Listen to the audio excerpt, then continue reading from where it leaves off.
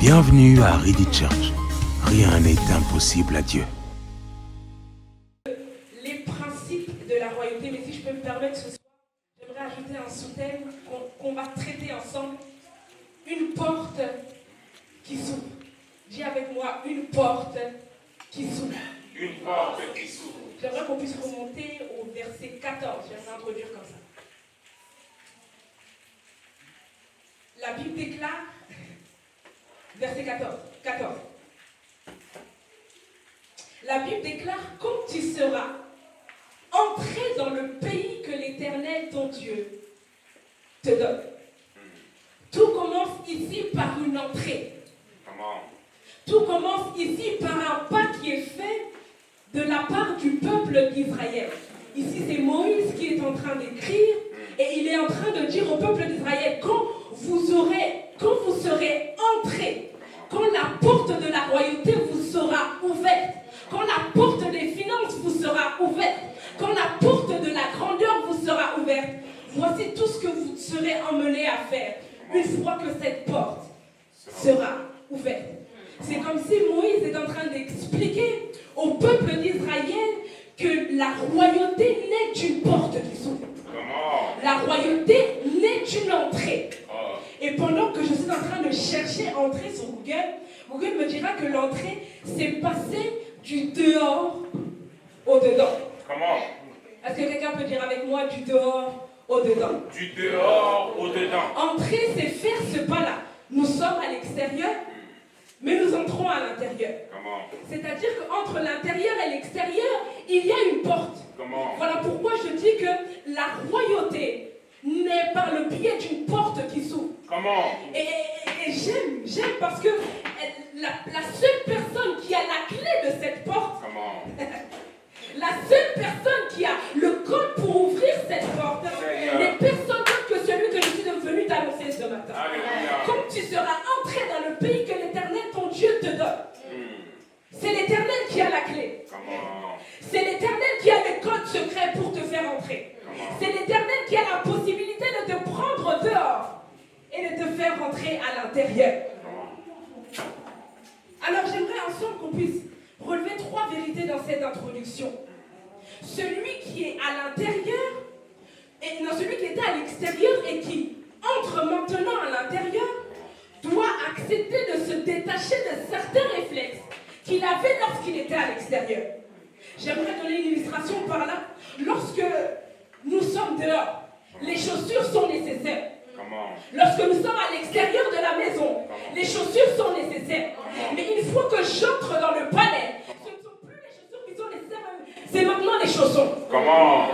Abandonner les réflexes de dehors. Abandonner les réflexes qui sont liés à l'extérieur de la royauté. Il faut que le Seigneur nous fait entrer dans la royauté. Il veut nous emmener à ce qu'il y ait un détachement entre nos réflexes que nous avions à l'extérieur et les nouveaux réflexes que nous devons développer une fois dans la royauté. Nous ne pouvons pas développer les mêmes réflexes à l'intérieur qu'à l'extérieur. Nous ne pouvons pas développer les mêmes réflexes une fois que le Seigneur nous fait entrer dans la royauté. Tu étais peut-être à l'extérieur du temple. Tu n'étais peut-être pas habitué au couvert en argent. Mais une fois que tu entres dans le palais, il faut que tu puisses t'habituer à manger peut-être avec un couteau et une fourchette. Lorsque tu étais à l'extérieur du temple, peut-être que tu te contentais simplement de la fourchette. Mais il faut que le Seigneur te fait entrer à l'intérieur du palais. Les codes, les principes de la royauté vont t'imposer maintenant à utiliser non seulement la fourchette, mais aussi le couteau. Ça c'est bien. Un changement de mentalité. Un changement de réflexe. Lorsque le Seigneur veut nous faire entrer dans la royauté, il veut nous emmener à nous détacher. Il veut nous permettre à nous détacher de ce qui était de la médiocrité. Peut-être que lorsque nous étions en dehors du temple, nous étions amis avec la médiocrité. Mais une fois que nous entrons dans le palais, les réflexes doivent être différents. Dis à ton voisin, les réflexes doivent être différents. Les réflexes doivent être différents. Si lorsque j'étais en dehors du palais, je devais réfléchir pour pouvoir acheter une voiture. Une fois que je suis dans le palais, la J'achète une voiture n'est pas un sujet de réflexion pour moi. Parce que je suis à l'intérieur du palais. Comment? Non, est-ce qu'il y a des rois et des reines qui veulent mourir? Je suis là, je suis là. Est-ce qu'il y a des rois et des reines qui veulent abandonner leur ancien réflexe? Je suis là. Le diable nous permet. Regardez ce que le diable fait. Il nous permet d'entrer dans le palais. Mon Dieu. Mais c'est comme s'il nous garde liés par rapport aux réflexes de l'extérieur. Seigneur. Parce qu'il ne peut rien faire en réalité devant Dieu. Dieu a dit que c'est le temps de la royauté. Dieu a dit que pour le peuple d'Israël, il faut maintenant entrer dans la royauté. Comment? Il ne va pas s'égaler à Dieu ou combattre Dieu sur ce sujet. Mais il viendra nous combattre dans le sens où nous sommes encore attachés à ce qui est extérieur de la royauté. À ce qui est de la pauvreté, à ce qui est de la bassesse, à ce qui est de la médiocrité. Il faut qu'il y ait un détachement. Comment? Et à chaque fois que Dieu appelle un homme, il lui demande de se détacher. Lorsqu'il appelle Abraham, il lui dit quitte ta maison, Comment? quitte ta patrie. Et j'aime parce que ces deux détachements-là n'ont pas le même degré de douleur. Dieu viendra nous imposer certaines fois des détachements qui font de plus en plus mal. Comment? Quitte ta patrie. Seigneur, je peux quitter ma patrie parce que je ne connais pas tout le monde dans ma patrie. Mais tu me demandes aussi de quitter ma famille. Mais quel degré de difficulté de détachement. Mais certaines fois pour entrer dans le pays, pour entrer dans la grandeur, pour entrer dans la royauté, il faut que nous puissions être capables de prendre des décisions radicales. Comment? Radicales. Le deuxième point, c'est que lorsque le Seigneur nous fait entrer dans le pays, c'est comme s'il nous fait entrer dans une certaine sécurité. C'est-à-dire que nous ne dépendons plus du temps, nous ne sommes plus victimes du temps qu'il fait à l'extérieur, mais nous sommes maintenant bénéficiaires du temps qu'il fait à l'intérieur du palais. J'aimerais dire qu'en cette saison de royauté, ce qui touchait les autres ne te touchera pas. Ce qui affaiblissait les autres ne t'affaiblira pas. Ce qui tuait les autres ne te tuera pas. Parce que tu entres en sécurité. Parce que le Seigneur te fait entrer dans la royauté. Parce que le Seigneur permet à ce qu'il y ait des anges devant, derrière, à gauche, à droite, en haut, en bas, tout autour de toi. Parce qu'il te fait entrer. Nous sommes venus. À l'extérieur, il pleut. Lorsque nous sommes dehors, nous sommes victimes de la pluie. Comment? Mais une fois que nous sommes entrés ici, nous nous sommes sentis en sécurité par rapport à la météo qui se trouve à l'extérieur. Comment? My God. Non, le Seigneur nous fait entrer dans une certaine sécurité financière. Yes. Je suis en train de dire que Rivière est en train de rentrer dans une certaine sécurité financière. Si autrefois nous étions en train de balbutier pour pouvoir payer cette salle, je prie que le Seigneur est en train de nous faire entrer dans une sécurité financière. Dans une sécurité au niveau de la santé. Dans une sécurité au niveau des études. Dans une sécurité au niveau de nos familles. Non, je ne crains plus rien. Cette saison n'est pas une saison où nous devons encore être assis dans la crainte, dans les peurs, dans les doutes, dans les questionnements, parce que la Bible déclare que le Seigneur nous a fait entrer. Il nous a fait entrer. Je ne suis plus dehors pour subir la pluie, mais je suis à l'intérieur pour constater la pluie. Oh Seigneur!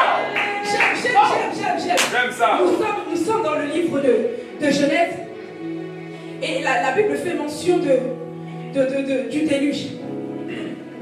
Du déluge. Et ce qui est intéressant, c'est que Noé se retrouve à l'intérieur de l'arche. Et j'aimerais te poser la question, de quel côté tu es? Tu vas me comprendre. Lorsque nous sommes dans l'arche, le déluge est pour nous un événement où nous constatons la grandeur de Dieu. Mais pour ceux qui sont à l'extérieur de l'arche, c'est pour eux un événement de trouble.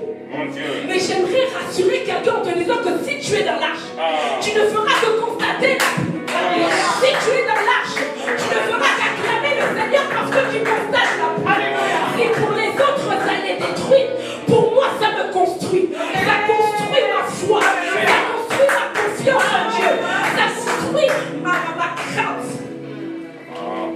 envers Dieu.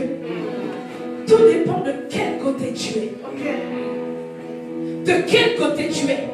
Est-ce que tu es encore en dehors pour subir la pluie? Ou tu es déjà à l'intérieur de la royauté comme Noé? Pour constater que ceux qui tuent les autres ne nous tuent pas. Ceux qui mangent les autres ne nous mangent pas. Ceux qui affaiblissent les autres ne nous affaiblit pas. Dis à ton voisin de quel côté tu es. Non, je t'ai pas entendu, on dirait qu'il voulait pas dire de quel côté tu es. De quel côté tu es? De quel côté tu es. De quel côté tu es? Parce que ta réaction dépend du côté dans lequel tu es. C'est vrai. Tu sais, vous savez, parfois, l'Église traverse des temps difficiles. Et par rapport à la réaction de chacun d'entre nous, nous pouvons savoir si lui est déjà entré ou lui est encore dehors. Celui qui est à l'intérieur, malgré la tempête, il va s'asseoir et être tranquille. Non, je dis il va s'asseoir et être tranquille.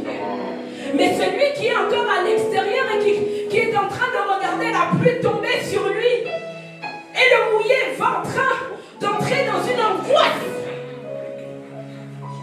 Dans une angoisse. Mais ce n'est plus le temps de l'angoisse pour lui. Non, je déclare pour ta vie que ce n'est plus le temps de l'angoisse. Dieu de la chair, je viens déclarer que ce n'est plus le temps de l'angoisse. Nous avons assez eu peur, nous avons assez douté. Mais une fois entré, Dieu gère. Dieu gère. Dieu gère. La troisième vérité que j'aimerais apporter en cette introduction, c'est que ceux qui sont à l'extérieur n'ont pas besoin des mêmes outils que ceux qui sont à l'extérieur, à l'intérieur. Je m'explique. Un manteau qui peut te servir à te couvrir à l'intérieur peut te rendre malade à l'intérieur. Le manteau est utile à l'extérieur. Mais si tu rentres et tu gardes le manteau mouillé, alors tu deviendras malade. Les outils que nous utilisons à l'extérieur ne sont pas les mêmes outils que Dieu voudra que nous puissions utiliser à l'intérieur. Ce qui peut nous permettre de vivre à l'intérieur peut nous faire mourir.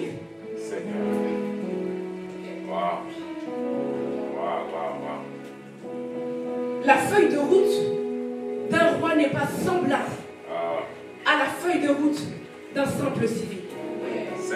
Écoutez, si pour eux ça marche de cette façon, nous ça doit marcher différemment. Dieu ne fonctionne pas de la même façon avec tout le monde. Ce qui fait réussir les autres peut te tuer. Ce qui fait réussir les autres peut t'emmener à la mort. Mais tu vas poser la question, Seigneur, comment se fait-il que eux font comme ça et réussissent et que moi je fais de cette façon, je n'y arrive pas? J'aimerais répondre quelqu'un de la part de Dieu ce matin en lui disant que tu n'as pas la même feuille de route que tout le monde. Dieu ne fonctionne pas avec toi de la même manière qu'il fonctionne avec les autres. Parfois nous entrons dans les frustrations tout simplement parce que nous voulons que notre feuille de route soit semblable à celui ou celle qui est à l'extérieur. Seigneur, comment se fait-il que lorsque lui fait comme ça, ça marche? Et quand c'est moi, c'est difficile. Je tâtonne, je cherche, je tourne, je pleure. Et tu es différent. Nous sommes différents. À l'intérieur, c'est différent de l'extérieur. Ceux qui étaient à l'extérieur du pays ne pouvaient pas se comporter de la même façon que ceux qui étaient à l'intérieur. Ceux qui étaient à l'intérieur. Ceux qui étaient à l'intérieur. Et pendant que j'étais en train de méditer sur ce passage, j'ai constaté que Moïse est en train de parler d'une royauté, mais une royauté au futur. Est-ce qu'il y a quelqu'un avec moi? Est-ce que tu peux me donner envie de prêcher? Est-ce qu'il y a quelqu'un avec moi? Moïse est en train de parler d'une royauté, mais d'une royauté au futur.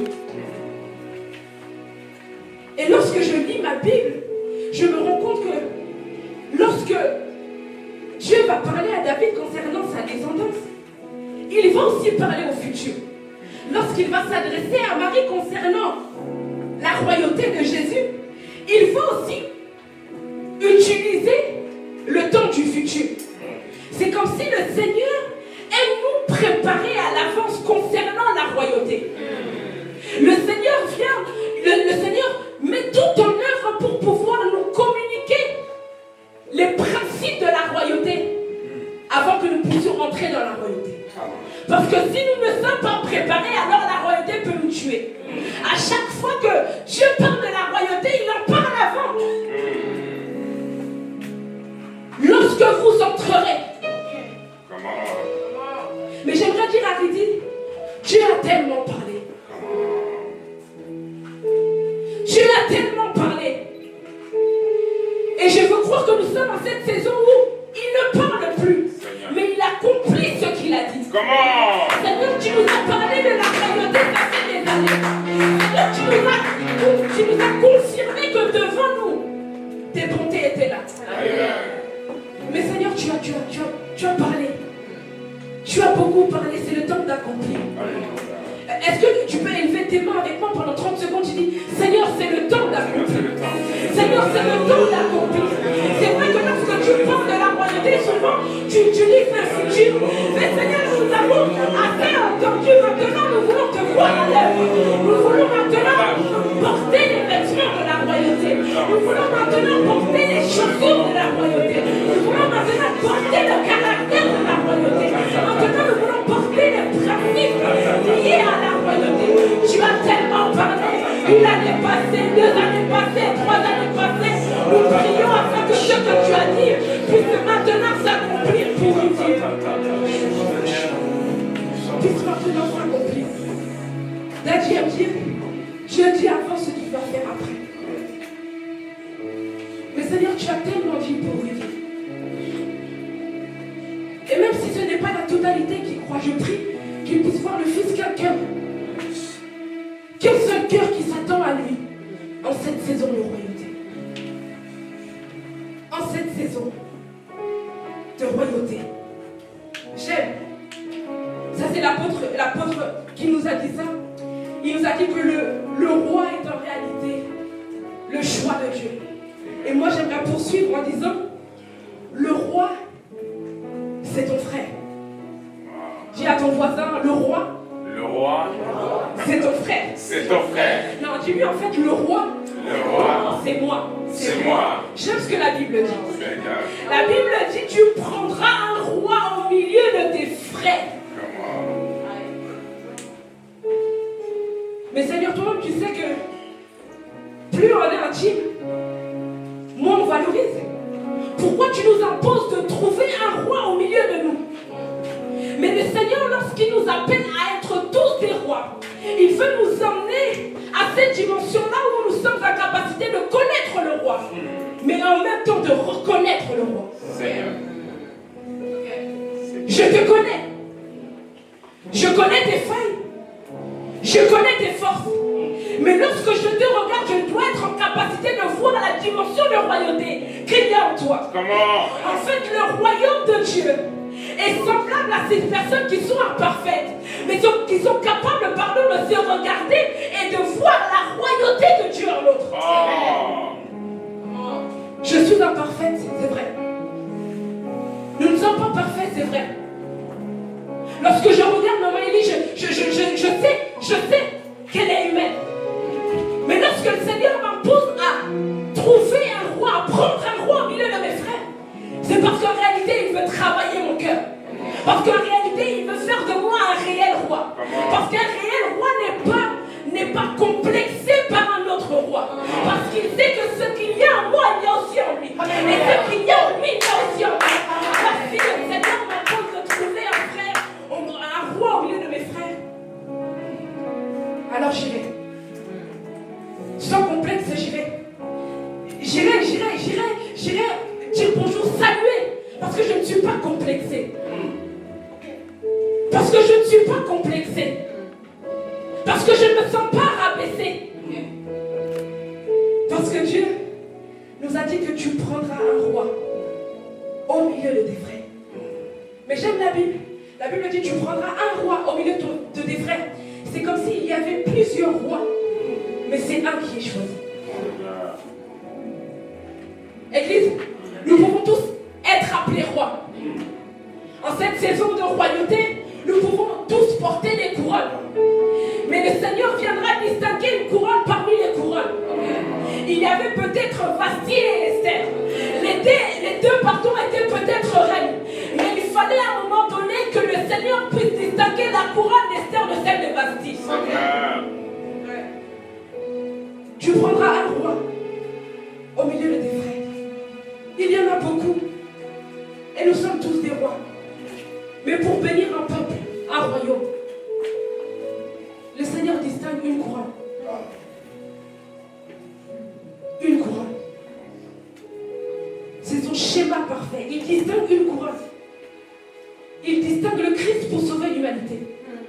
Il distingue Moïse pour sauver le peuple d'Israël. Il distingue l'apôtre Paul pour prêcher la parole de Dieu. Il distingue Pierre dans sa génération pour faire convertir plusieurs hommes. Il distingue. Il distingue. La Bible, verset 16, il dit, mais qu'il n'ait pas un grand nombre de chevaux. Verset 17, mais qu'il n'ait pas un grand nombre de femmes. Seigneur, comment se fait-il que tu interdis l'abondance à un roi?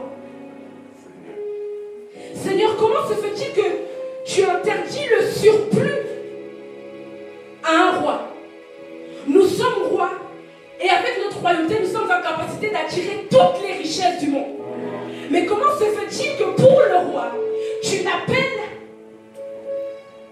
à choisir ce qui est nécessaire? Le roi n'est pas celui qui s'attelle sur le superflu ou sur le superficiel, mais il s'attelle sur ce qui est nécessaire. Dieu n'est pas contre le fait de posséder. Suivez-moi très bien. Dieu n'est pas contre le fait que le roi puisse posséder. Mais Dieu est contre le fait que la possession du roi devienne cet objet qui emmène le roi à croire qu'il est roi par lui-même. Seigneur. Wow. Le Seigneur ne nous empêche pas de posséder. Sa volonté pour nous, c'est que nous soyons riches. Sa volonté pour nous, c'est que nous soyons prospères. Sa volonté pour nous est que nous puissions rouler avec les dernières voitures. Mais la volonté de Dieu par-dessus tout pour le roi, c'est que le roi ait les yeux fixés sur la nécessité. Sur la nécessité. Vous savez, un roi, lorsqu'il est roi, il n'a pas besoin de superflu. Lorsque tu es roi, tu es roi. Tu n'as pas besoin de t'atteler sur le grand nombre. Tu n'as pas besoin d'exposer le grand nombre de chevaux que tu as. Mais tu sais que tu es roi parce que tu es roi. Et surtout parce que Dieu t'a choisi. Alléluia. Dieu n'est pas contre le fait que nous puissions posséder. Mais il est contre le fait que notre possession nous emmène à l'oublier. Nous emmène à oublier que le premier critère ou le premier principe du roi, c'est qu'il est choisi. Choisi. Distingué. Élevé par Dieu. Et j'aime parce que lorsque Moïse est en train de parler, il est en train de faire comprendre au peuple d'Israël que le roi a double responsabilité. Est-ce que tu peux dire avec moi double responsabilité? Double responsabilité. Lorsqu'on va au verset 16, on constate que le grand nombre de chevaux a des conséquences sur le peuple. Et lorsqu'on va au verset 17, on constate que le caractère du roi, ou encore le grand nombre de femmes du roi, a des conséquences sur sa propre personne. Alors le roi doit être responsable. Alors, les rois que nous sommes devons être conscientisés dans le fait que lorsque le Seigneur nous fait entrer dans notre royauté, nous avons double responsabilité. Nous devons être responsables de nous-mêmes. mais nous sommes aussi responsables des autres. Nous sommes responsables de notre cœur, mais nous sommes aussi responsables de la route que le peuple d'Israël doit emprunter ou pas. Nous crions tous, Seigneur, fais de moi une reine en cette saison de royauté. Oui, Seigneur, c'est ta volonté. Mais je veux prendre conscience que plus tu m'élèves et plus tu m'appelles à la responsabilité. Amen. Plus tu me distingues et plus tu m'appelles à prendre conscience que je ne vis plus pour moi-même, mais je vis pour ceux qui sont derrière moi, Seigneur. que ceux qui dépendent de ce que tu as mis en moi. Est-ce que tu peux dire avec moi, je suis roi et responsable? Je suis roi et responsable. J'aime. Est-ce que tu peux dire avec moi, je suis reine et responsable? Je suis roi et responsable. Je veux croire que nous sommes rois et reines, mais conscientes et conscients de la charge que Dieu nous donne dans cette saison. La charge que Dieu nous donne en cette saison. J'aime le verset 18. Est-ce qu'on peut aller ensemble au verset 18? Seigneur, merci. Ici, cette version dit, et il arrivera. Dans ma version, c'est écrit, quand il s'assiera. Mais j'aime cette version. La Bible déclare, et il arrivera. Bon, les médias sont bien avec moi. Et il arrivera. C'est comme s'il y a un temps où nous sommes rois. Et il y a un temps où notre titre doit trouver une chaise. Le Seigneur nous appelle à être rois.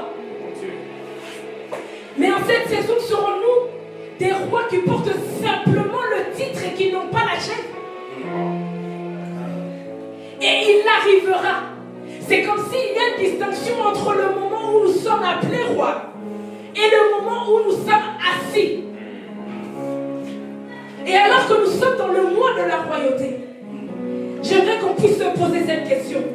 Est-ce que je porte simplement le titre de roi pour le porter?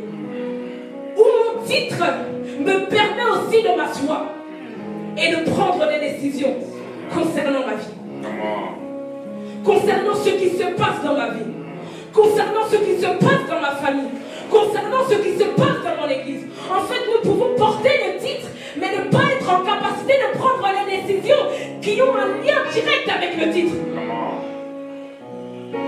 Et il arrivera le temps où nous devrons nous asseoir, où le titre doit coïncider avec la place, où le titre ne doit pas simplement rester un titre, mais doit devenir une fonction. Chaque jour, je m'assois. Chaque jour, je suis en capacité de décréter. Chaque jour, je suis en capacité de prophétiser sur ma propre vie. Chaque jour, je suis en capacité de pouvoir voir ce qui se passe dans ma propre vie. Parce que je ne m'assois pas simplement sur le titre, mais je m'assois sur une chaise. Sur une chaise. J'aime ce que la Bible dit. Il écrira pour lui. Et il arrivera lorsqu'il sera assis sur le trône de son royaume, qu'il écrira pour lui. J'étais en train de dire que c'est lorsque nous sommes assis que nous sommes en capacité d'écrire.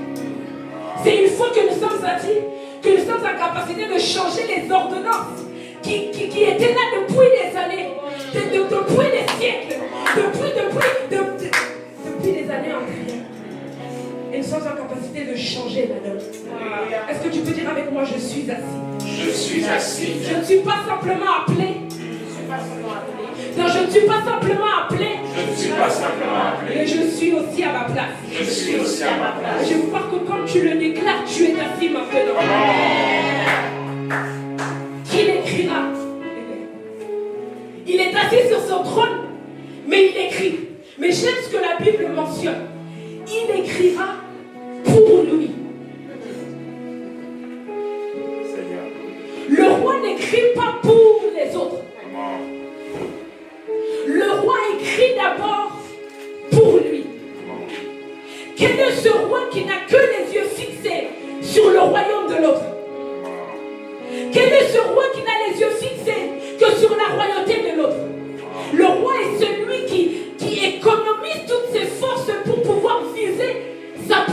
possession. Il écrit pour lui. Il n'écrit pas pour les autres. Il concentre toute son énergie à faire évoluer son royaume.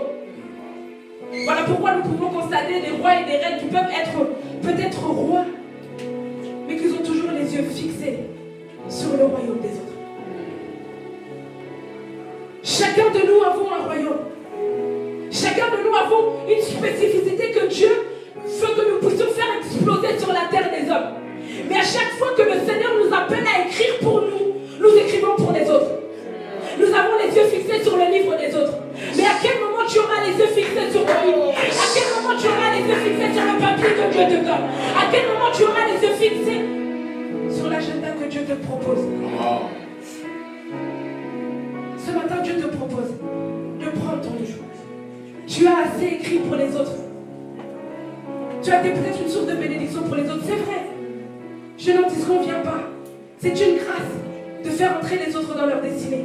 Mais il fait que dans le temps de la royauté, je n'appelle pas les gens à l'égoïsme, mais j'appelle les rois et les reines présents dans ces lieux à une concentration personnelle.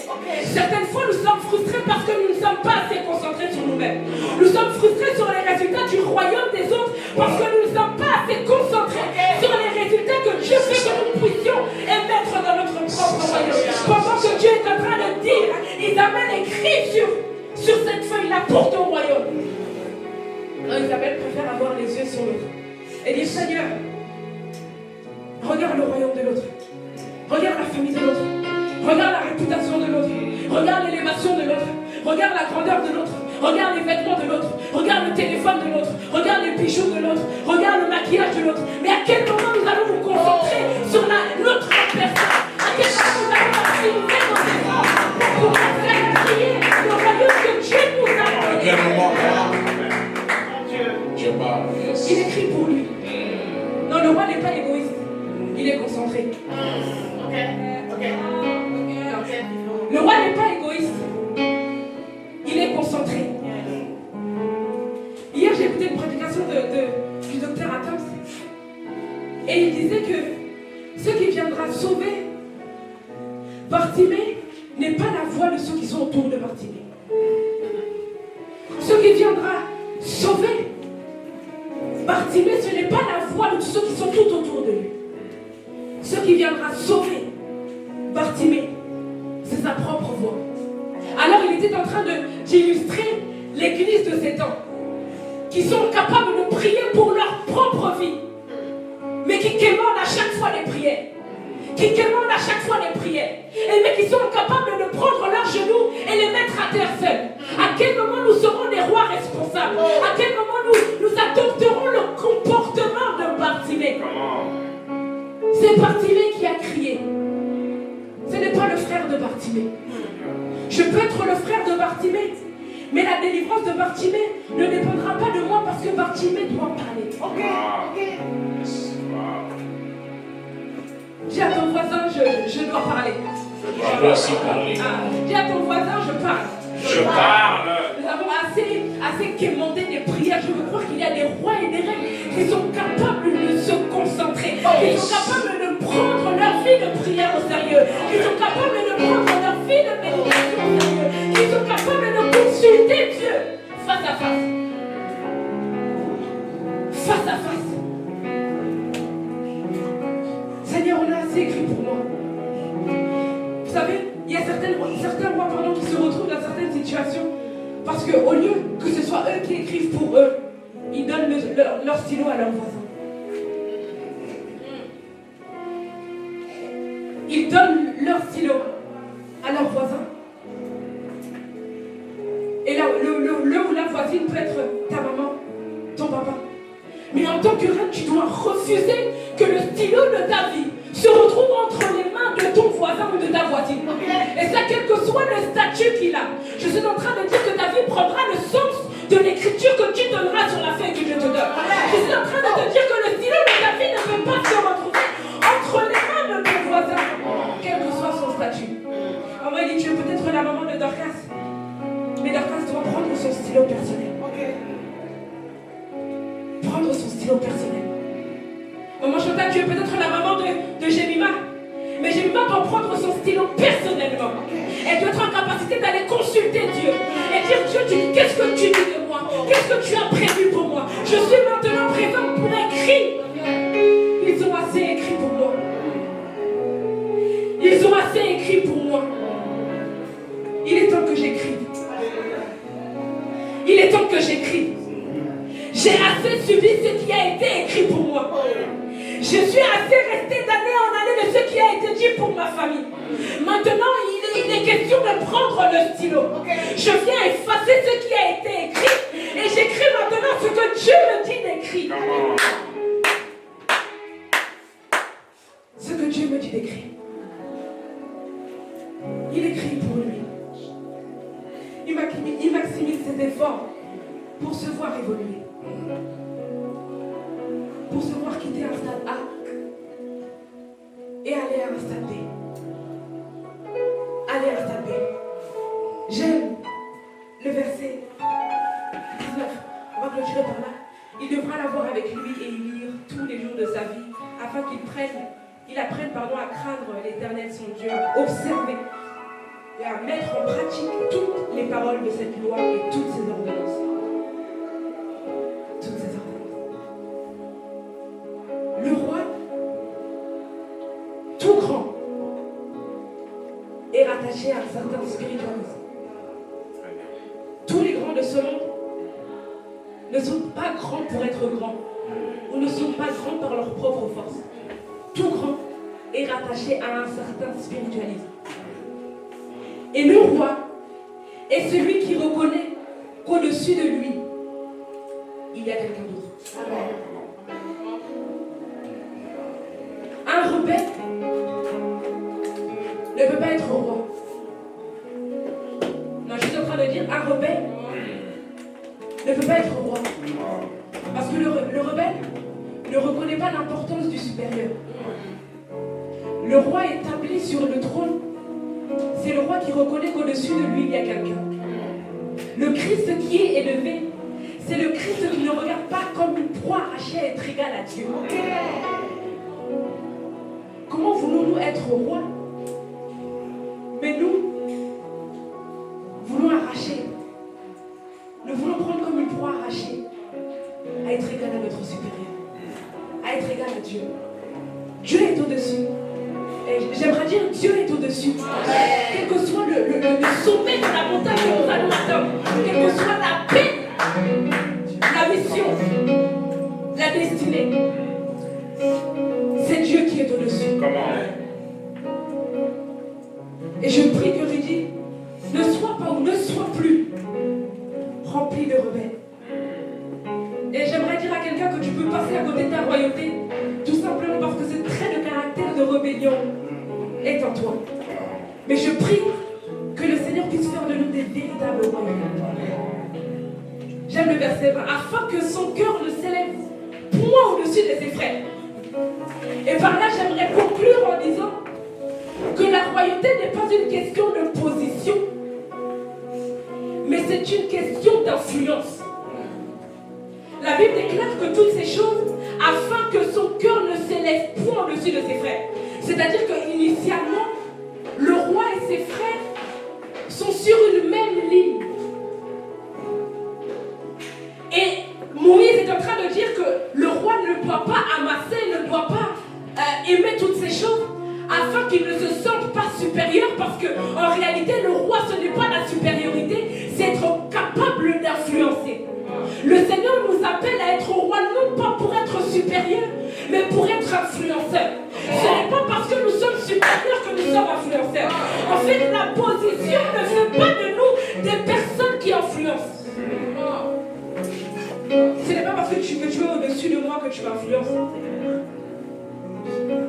La royauté n'est pas une question de position, mais d'influence.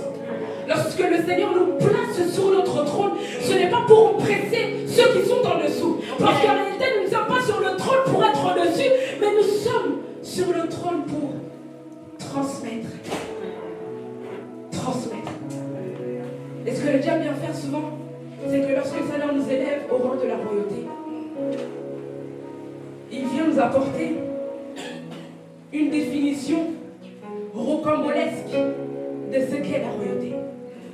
Je ne suis pas roi pour abaisser ceux qui sont en dessous de mon trône, mais je suis roi parce que j'ai reçu quelque chose venant du ciel que je dois transmettre. La Bible déclare que le Christ a été élevé, il a reçu le Saint-Esprit pour le répandre. Alors que nous sommes en train d'entrer dans cette atmosphère de royauté, je prie que nous puissions être similaires au Christ.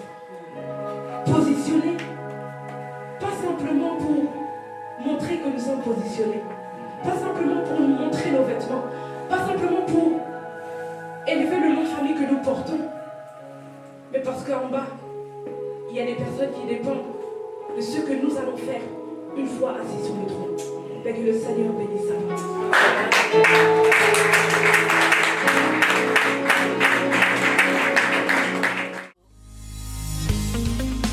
Bienvenue à Reedy Church.